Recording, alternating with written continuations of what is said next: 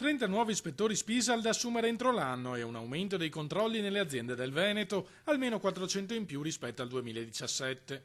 Sono le prime due misure immediatamente operative contenute nel piano strategico regionale per la sicurezza sul lavoro.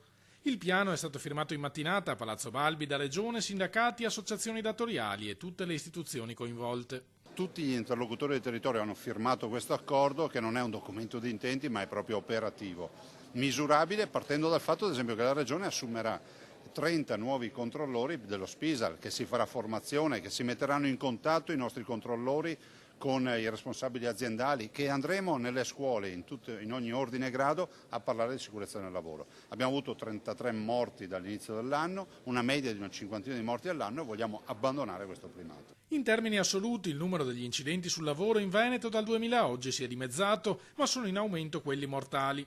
La media è di 50 all'anno, con un trend preoccupante nel 2018.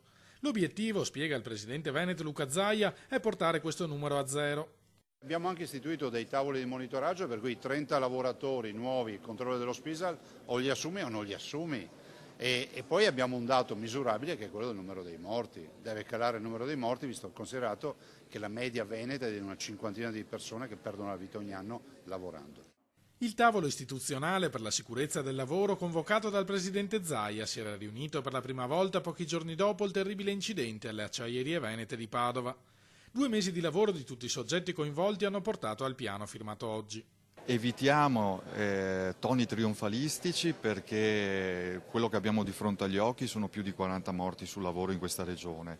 Questo è il primo miglio di un percorso lungo, tutto da fare, e oggi iniziamo nella direzione giusta. Il piano dà tutta la possibilità di investire in risorse umane, in formazione, in conoscenza e cultura sulla prevenzione a partire dalle scuole elementari, alle scuole medie, alle scuole superiori.